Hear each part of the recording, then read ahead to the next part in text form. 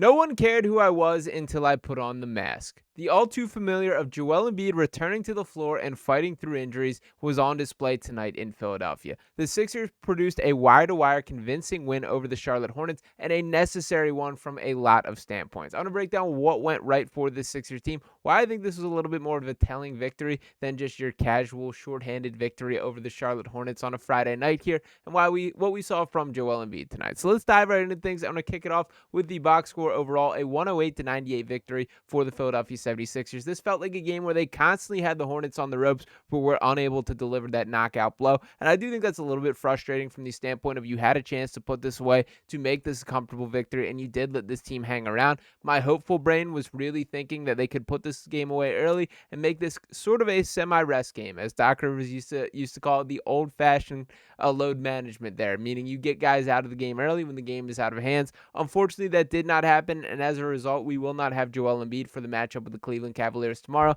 but I still think there is some positive takeaways from tonight. So to highlight a couple players before I dive into a couple highlights that I think you guys need to see here, do want to start out with Joel Embiid himself. 34 points in 31 minutes, 9 assists, incredible playmaking performance from him. He was slinging it all across the court. Also added 5 rebounds, 2 steals, and 2 blocks. The first center to reach those numbers in a game this season. By the way, that was his 7th game of the year. But to highlight a couple others that I do think deserve their shine, Tyrese Maxey with 23 points, 6 assists, 4 rebounds, shot 4 of 11 from beyond the three-point arc. Kelly Oubre, man, 22 points, 5 rebounds, 2 assists there, shot 4 of 6 from beyond the arc. And Kelly Oubre has been nothing short of awesome for this Sixers team in this past stretch. Had a little bit of a rocky start to the season, but has really found himself, and the team is benefiting as a result. Now, a couple other names to shout out. Paul George did not shine in the box score, but I thought he played a really good game today. That he finished with just 5 points, but did add 11 rebounds, 8 assists there. Shot 2 of 12 from the field, and this was kind of a situation to me where the process did not correlate to the results. That I thought he was getting good shots, getting to his spots. They did not fall tonight, and luckily the team was built to kind of, sustain that and overcome it without Paul George being a notable part of the scoring. I think Paul was overall still a positive in this game. Defensively, he was awesome. Added 3 steals and a block as well. So I'm not going to come down too hard on him. And did want to highlight a couple bench guys as well. Ricky Council with an 11-point spark off the bench. Disappointed we didn't see a little bit more Ricky, particularly in the second half lineups when it was Kyle Lowry and Eric Gordon on the floor together. And also Gershon Yabusele with 9 points, had 5 rebounds, had an absolute poster, and shot 4 of 7 from the field overall. And there are a couple of highlights that I do think tell the story of tonight. I first want to start off with my main message that I feel the same way as I really have all season with this Sixers team. When you have the trio of Joel Embiid, Paul George, and Tyrese Maxey on the floor, that is a real deal contender. When you have 2 of the 3, they're a pretty good team. When you have just one of them, you're not going to win a lot of basketball games. And tonight was just the second time all season in which all 3 of those All-Stars started and finished the game. Now, I get it. It's the Charlotte Hornets. This shouldn't be something. And the Charlotte Hornets, without LaMelo Ball and Brandon Miller at that, this shouldn't be something that we're, throwing a parade for. But there are some positive takeaways that I do want to highlight. I want to start off with this little 2-man set with Paul George and Joel Embiid here. So a little dribble handoff between Embiid and Paul George. PG gets downhill, kicks it to Joel, and look at that little just dish off there. We're going to run that one back one more time here, and we can see it again. A nice little, the ball swinging around the perimeter at the DHO between Embiid and Paul George. A nice pass between from Paul George to Joel there. A nice little up and under on the stagger there. And I got to say, that has been an area where Paul George has really impressed me on the Sixers team. He's a far better playmaker than I gave him credit. Yes, he still does have the random moments where, the pass is out of control, or he attempts to fit one in a window when he probably shouldn't. There were a couple of those tonight even, but I think overall I've been really impressed with his ability as a playmaker and willingness as a passer. This is not a guy who is soaking into tunnel vision, trying to take the world on by himself. He wants to get teammates involved, and I do think that's a really important step moving forward. Now, a couple other plays that I did want to highlight, this primarily being between Joel Embiid and Tyrese Maxey here. The first play that I'm going to show is the ball swinging around the perimeter, and Embiid basically just remembering that he's one of the greatest scorers in NBA history here. So we'll start off with that one, and to pull it up exactly here, we can see the ball swinging out of the perimeter from Maxey to Paul George, and Paul George kicking out to Joel again, has Micic on an island, realizes that's the situation, takes him off the dribble, and pulls up there. Now, the second play, and this was probably my favorite play of the entire game here, a little 2-man action between Joel Embiid and Tyrese Maxey, the between the legs bounce pass, and Maxey coming off the screen and knocks it down. So we're going to run those back one more time as well. but this is exactly what I want to see between this entire team. They're getting each other involved, and they're each building off each other's success. Let's look at it one more time that we do have here. And again, the ball swinging around the perimeter from Maxey to Paul George. Paul George attacks off the dribble, kicks out to Embiid, has Micic on an island, little juke move, jukes him out of his shoes, and a nice little pull-up mid-range jumper, his bread and butter there. And then the two-man action between Embiid and Maxey on this play. We can see the screen by Embiid, the pass from Maxey to Embiid, the dip between the legs there, and an open three-point shot. And I will say, Maxey knocking down 4 3-pointers in the first quarter today was a really good feeling. This is a guy that has struggled from beyond the arc this season and really from the field overall. And really my outlook on that has been he's missing shots, but he's not playing bad basketball. Yes, it's a little disappointing that he has not been able to raise the floor of this team and keep them afloat a little bit better than we kind of hope to be the case. After tonight's victory, they've advanced to 9-16, and there is still obviously some work to do for climbing up the Eastern Conference. And to take a look at the standings as a whole here, we'll pull this up just a game and a half out of that play-in tournament, or one game after the full results fall tonight. Look at that. So pretty exciting stuff is there. 13 games out of first place. The Brooklyn Nets in that 10 slot there, 12 games back, meaning the Sixers just one game behind out of that 10 seed there. And when you look up the Eastern Conference beyond that, there is room to climb behind just squeaking in with that 10 seed there. There's some real deal positive takeaways and some potential for them to grow. And to highlight the schedule that once again they will be playing again tomorrow night in the second night of a back-to-back against Cleveland in Cleveland. So they will be getting on the plane and traveling immediately. Then back home to play the San Antonio Spurs on Monday before the Christmas Day matchup against the Boston Celtics. Very curious how they kind of handle everything from an injury standpoint. As I already highlighted, that Joel Embiid has been ruled out to tomorrow. I honestly appreciate the fact that they have laid this on the table directly.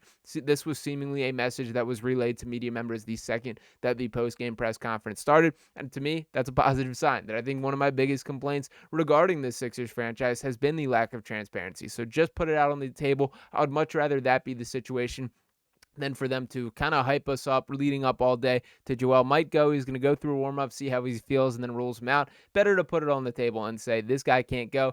And for what it's worth, totally fine with that. That I think I can understand the case of wanting to rest Joel tonight and let him play tomorrow. But I think the way the Sixers viewed it as, in all reality, the Cleveland Cavaliers are a good basketball team. Once again, to pull up those standings, once again, I will highlight that they've been the front runner in the Eastern Conference from start to finish this season, a 23-4 record on the season. And at the point of me recording this, they're absolutely dismantling a Milwaukee Bucks team that, of course, won the NBA Cup just earlier this week and have not given them any trouble whatsoever. So it was over a 20-point lead last I checked with that score. I'm pretty confident that is going to end for a victory in favor of the Cavaliers here. But my point in bringing that up is I think the Sixers evaluated this as we need to stack wins at whatever the cost is. If that means playing Joel against a Charlotte Hornets team, which you should beat without him anyway, so be it. If they got to take an L tomorrow, at least you go 1-1 is, I guess, the mindset there. And obviously, in an ideal world, you do hope this Sixers team can shape up to be a team that can contend with teams like the Cleveland Cavaliers. And I still believe that to be the case, but it is going to be a work in progress at this. So I do think we take the night's victory as we should. Do want to highlight a couple things here. For starters, to pull up the team stats from tonight, forced a ton of turnovers tonight. That 17 overall that the Hornets did turnover, had 13 steals, or I believe, yes, 14 steals from the Sixers team. Active hands defensively was really impressive. We saw KJ Martin start in the starting lineup alongside Joel Embiid, which was pretty intriguing to me. Shout out to KJ, man. I really think I'm shrinking further and further away from this guy being the primary trade chip. That he just knows exactly who he is as a basketball player in a way that is pretty rare for a guy that is still just 23 years old or 24 years old, still in his early developmental arc. But he's never going to make a stupid play on the basketball court. He's just going to play within his box, know exactly what he does, and how active he is with his hands on the defensive end, his athleticism, the way he can go up and catch lobs. There are some distinguishing qualities that he brings to this Sixers team that they straight up need. So shout out to KJ Martin.